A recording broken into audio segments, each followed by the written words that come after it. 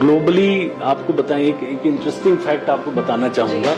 इसी कॉलोनी में आपके केनिया के कुछ रिप्रेजेंटेटिव्स आए थे, शायद किसी गवर्नमेंट उसमें आए थे, तो यहाँ उनका गेस्ट हाउस था, वो रुके थे। अच्छा।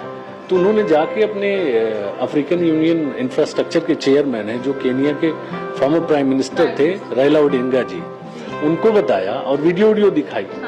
और जब प्राइसिंग वगैरह की बात हुई तो उन्हें इतना अट्रैक्टिव लगा कि अरे वाह, आप तो बड़ा सस्ता बना रहे हैं, बड़ा अच्छा बना रहे हैं। तो उन्होंने हम लोगों को 50,000 अफोर्डेबल हाउस बनाने का ऑफर दिया। इसलिए 10 सालों में मोटा मोटा इससे होगा, इससे ज्यादा ही 10,000 लोगों को रोजगार दे चुके हैं। और आने वाले समय में जो डेवलपमेंट हम लोग लेके आने वाले हैं उसमें हर महीने कम से कम फिगर्स ज्यादा हैं, I will not exaggerate it. एक हमारा ऐसा प्रोजेक्ट है जो नदी के किनारे है और इसमें हम 25 अगेन फिर से मैं उसी पे आऊंगा कि बुंदेलखंड की जो रिक्वायरमेंट है वो एमिनिटीज के रूप में वहां डाली गई हैं। तो उस प्रोटोकॉल को ध्यान में रखते हुए हमने लखनऊ, झांसी, विशाखापट्टनम, दिल्ली, जहां जहां हमारे प्रोजेक्ट्स हैं, जो मदद हो सकी, जो डिस्ट्रिक्ट एडमिनिस्ट्रेशन की गाइडलाइन में चीजें हो पाई, वो सब हमने करा। यहाँ थोड़ा ड्रॉट था, सूखा सा था, तो हमने ज्यादा फोकस ग्रीनरी पे करा। ग्रीन रखो और घर के आसपास खूब ग्रीन रहे तो लोगों ने लाइक करा उसको। तो उसी कंसेप्ट से हम आगे बढ़ गए। यूपी में आपका लखनऊ हो गया, अयोध्या हो गया, प्रयागराज हो गया, इन जगहों पे उरई हो गया। बुंदेलखंड में झांसी और उरई में हमारा फोकस है और इन जगहों पे प्रोजेक्ट्स लेके। और हम लोगों ने गुड़गांव में बनाया है लगभग 678 फ्लैट्स। फिर उसके बाद आपके झांसी में मोटा मोटा 200 एकड़ का डेवलपमेंट कर चुके हैं। और सबसे बड़ी बात उसमें ये है कि हम लोग सबको घर, समय पर घर, गुणवत्ता के साथ।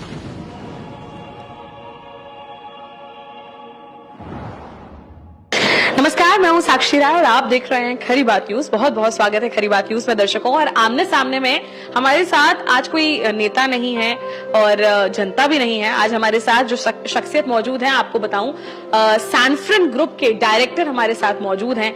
आपको पता होगा, सैनफ्रन ग्रुप अब अपना नाम उत्तर प्रदेश और देश और इसके साथ ही विदेश में भी कर चुका है। अंतर्राष्ट्रीय पटल पर भी अपना नाम रोशन कर चुका है सैनफ्रन ग्रुप और भारत का भी नाम रोशन करा रहा है। तो ऐसे में ही हमारे साथ मौजूद है सैनफ्रन ग्रुप के डायरेक्टर संतोष मिश्रा जी। बहुत बहुत स्वागत है खरी बात न्यूज में आपका। धन्यवाद खरी बात को इस कार्यालय में आने के लिए। और बुंदेलखंड वासियों को बहुत बहुत नमस्कार, उत्तर प्रदेश वासियों को नमस्कार। अब आई थिंक आप मध्य प्रदेश में भी रिलीज होते हैं, तो मध्य प्रदेश वासियों को भी नमस्कार। अब आप हमें वेलकम कर रहे हैं, बट हमारा चैनल और हमारे दर्शक गौरवान्वित हैं कि आप हमारे बीच में हैं, क्योंकि कहीं ना कहीं आपने एक बहुत योगदान दिया है। आपको बता दूं, सैनफ्रन ग्रुप, काफी लोगों ने सुना होगा, झांसी में सैनफ्रन अशोक सिटी है, जो कि एक बहुत ही अच्छी कॉलोनी है, सोसाइटी है। और कह सकते हैं यहाँ पर इतने लोग 10 साल में बहुत लोग जो है यहाँ पर आकर रहने लगे हैं। लोगों ने अपने घर लिए हैं, विला लिए हैं और कहीं ना कहीं एक नोएडा के लेवल की, दिल्ली के लेवल की सोसाइटीज यहाँ पे लाना, प्लान यहाँ पे लाना। थोड़ा सा ये जो बिजनेस प्लान है, इसके बारे में संतोष जी जानना चाहते हैं, आज हम दर्शक सुनना चाहते हैं। साथी, यहाँ पे हम ऐड करेंगे इसमें कि हम लोग नोएडा और दिल्ली ही नहीं, बल्कि हमने इस कॉलोनीज में कुछ ऐसे, इस कॉलोनी में स्पेशली ऐसे फीचर डाले हैं जो हमारे आर्किटेक्ट्स दुबई के थे। वहाँ के जो आर्किटेक्ट्स हैं एंड दिस जो आप कहते हो साइकोग्राफिक अंडरस्टैंडिंग है, वहाँ क्या पसंद करते हैं, क्योंकि वो भी थोड़ा सूखा इलाका है और यहाँ भी वही था। तो यहाँ ग्रीन कैसे अपनी कॉलोनीज में दिखाएं, वो करा था। उसके पहले मैं ये बताना चाहूंगा कि हम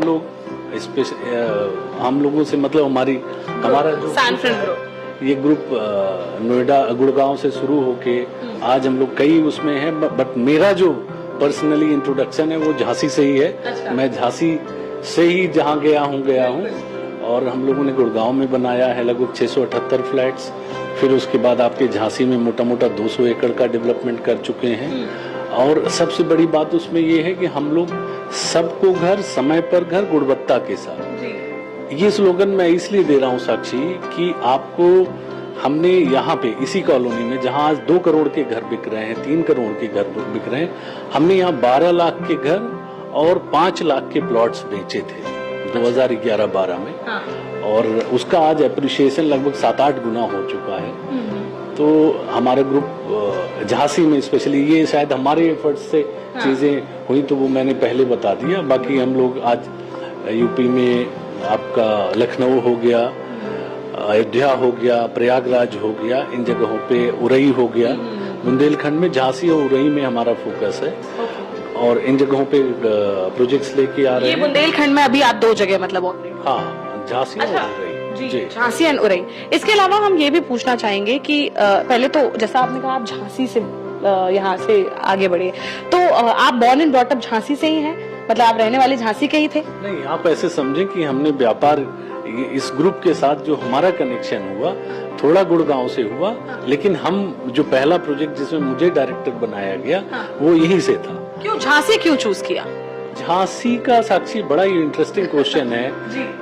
उसमें यहाँ पे जो डीएम साहब थे उन्होंने हमें ऐसे ही कहा कि यार आप लोग झांसी क्यों नहीं करते, माना जाना था, उनसे भेंट मुलाकात थी।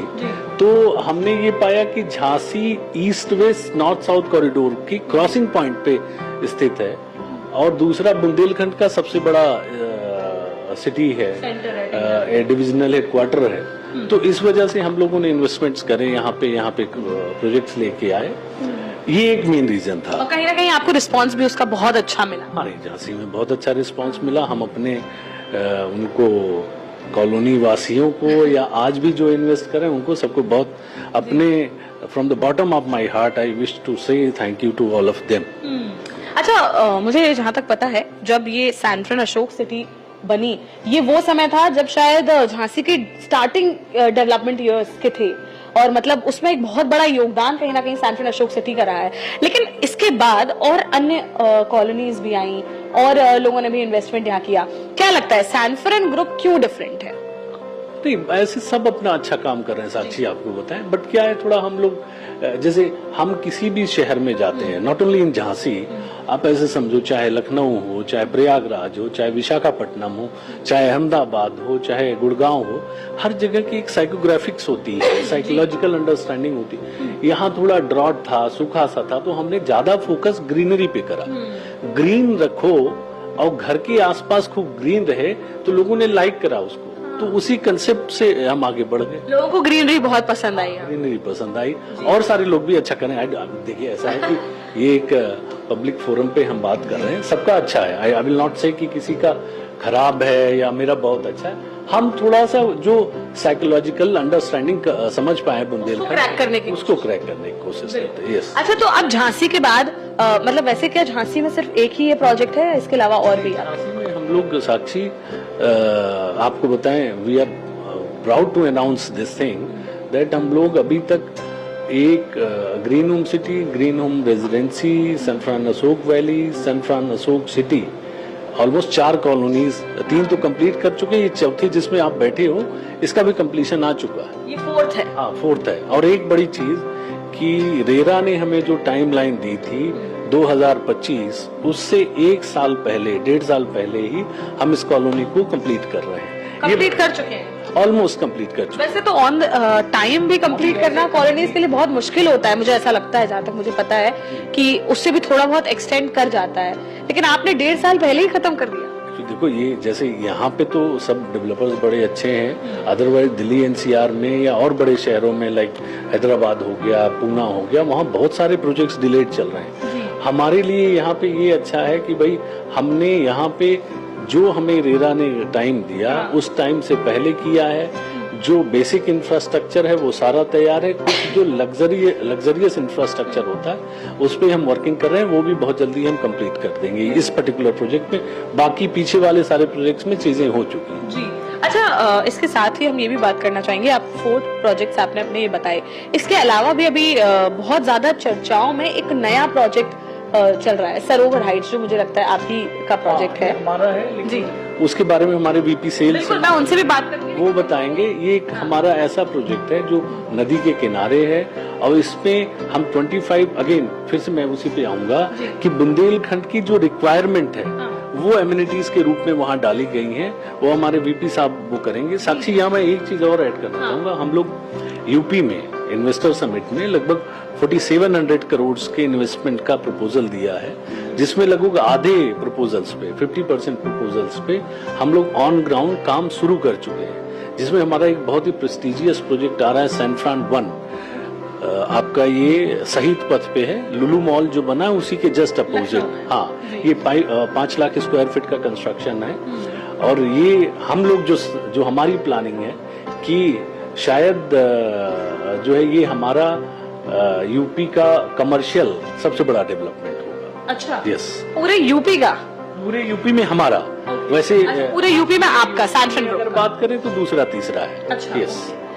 इसके अलावा भी हमने सुना है कि आप बुंदेलखंड को भी बहुत कुछ देने वाले हैं, बहुत जल्द जो है करने वाले हैं, काफी कुछ अनाउंसमेंट्स भी आप करने वाले हैं। तो थोड़ा सा हम चाहेंगे कि हमारे दर्शकों को भी बताएं कि ऐसे क्या काम है जो सैनफ्रान ग्रुप बुंदेलखंड के लिए लाने वाला है। नहीं, हम यहाँ बड़ा मेगा प्रोजेक्ट ला रहे हैं। थोड़ा सा कुछ मार्केट स्पेकुलेशंस होते हैं जिनकी वजह से अभी डिस्क्लोज नहीं कर पा रहे हैं, लेकिन ये है कि ऐसा प्रोजेक्ट लाएंगे, जो प्रोजेक्ट ये बनाया है उसमें जो हमारी सजेशंस आ रहे हैं, जो कमेंट्स आ रहे हैं, अगले प्रोजेक्ट में वो भी सजेशंस कमेंट्स इनकॉर्पोरेट करके उसको डिजाइन करा जा रहा है। बड़ा प्रोजेक्ट है, 250, 300, 400 एकड़ का प्रोजेक्ट होगा। और मतलब अभी जैसे यहाँ पे हमने न्यू झांसी बनाई, वो ग्रेटर झांसी बनाएंगे। अच्छा, यस। और ये बड़ा अच्छा है कि झांसी वालों ने बड़ा सपोर्ट करा। हाँ। मैं देखो इंटरव्यू देता नहीं हूँ, हम लोग जो है थोड़ा सा वैसे है, कॉन्फ्रेंस रूम की मीटिंग्स अटेंड करते हैं मोस्टली। लेकिन ये कहते हुए बड़ा अच्छा लग रहा है कि चूंकि लोगों ने यहाँ सफल करा, तो अगला न्यू झांसी को सफल करा तो ग्रेटर झांसी बनाने वाले हैं। अभी केवल इतना बता रहे हैं आप, इतना ही रिवील करेंगे, कोई बात नहीं। लेकिन हमारी जनता हमारे साथ जुड़ी रहेगी, तो आगे जब आप नया अनाउंसमेंट करेंगे, जब बैठेंगे तब अनाउंस करेंगे। बिल्कुल करेंगे। अच्छा, इसके अलावा अगर हम बात करें, चूंकि आप इतने बड़े प्रोजेक्ट्स कर चुके हैं, आप 4-5 प्रोजेक्ट्स आपके यहाँ हो चुके हैं, अगर हम बात करें रोजगार की, तो कहीं ना कहीं लोगों को यहाँ पे रोजगार भी आपने दिया होगा। तो कितना अप्रोक्स मान के चलें कि अभी आपने कितने लोगों को रोजगार दिया और कितनों को दे रहे हैं? साक्षी, हम लोग पिछले 10 सालों में मोटा मोटा इससे होगा, इससे ज्यादा ही 10,000 लोगों को रोजगार दे चुके हैं।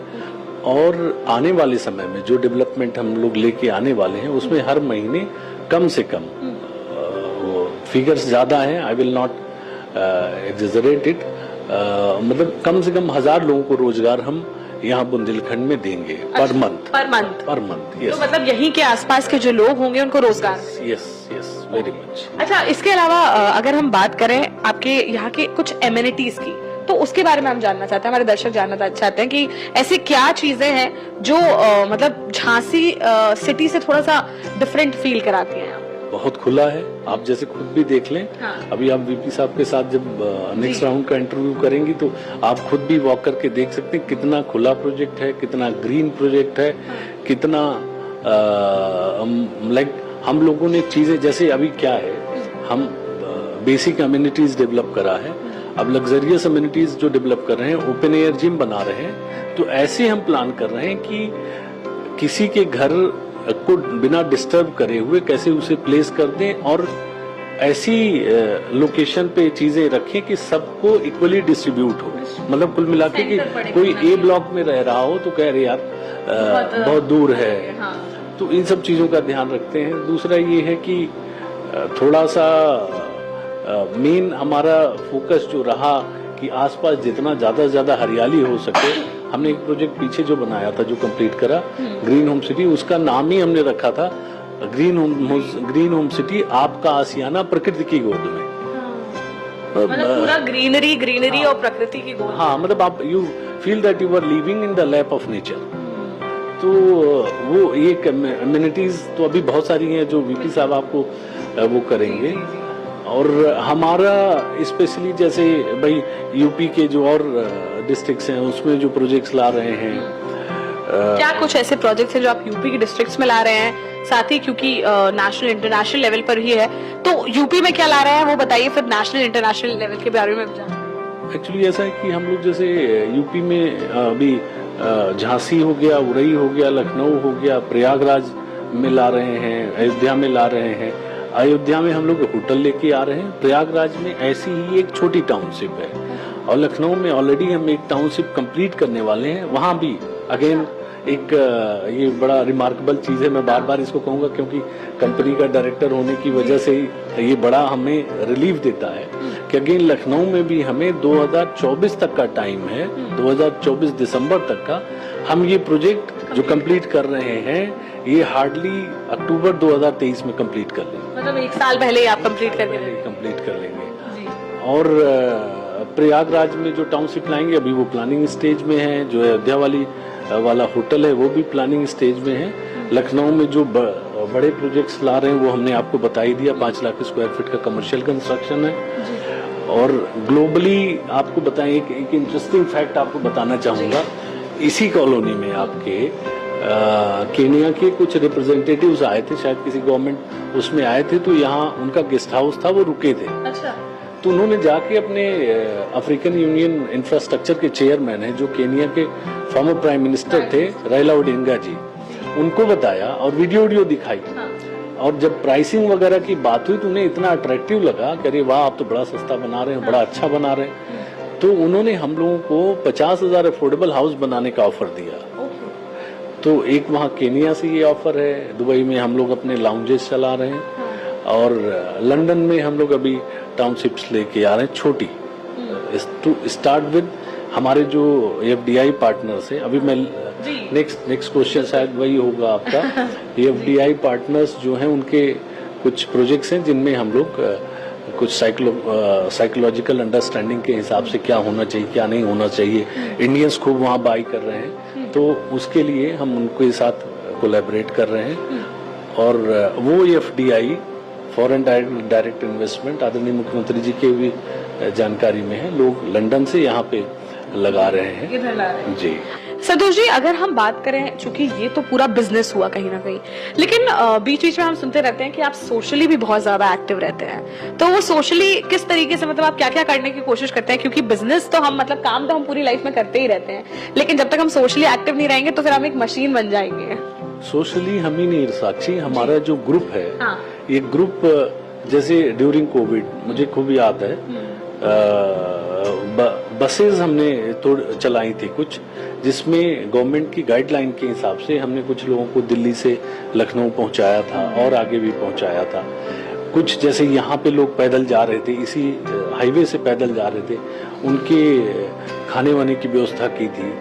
इनफैक्ट भाई हमें ये भी ध्यान रखना था उस दौरान कि हम खुद भी इन्फेक्टेड ना हो जाए, तो उस प्रोटोकॉल को ध्यान में रखते हुए हमने लखनऊ, झांसी, विशाखापट्टनम, दिल्ली, जहां जहां हमारे प्रोजेक्ट्स हैं, जो मदद हो सकी, जो डिस्ट्रिक्ट एडमिनिस्ट्रेशन की गाइडलाइन में चीजें हो पाई, वो सब हमने करा।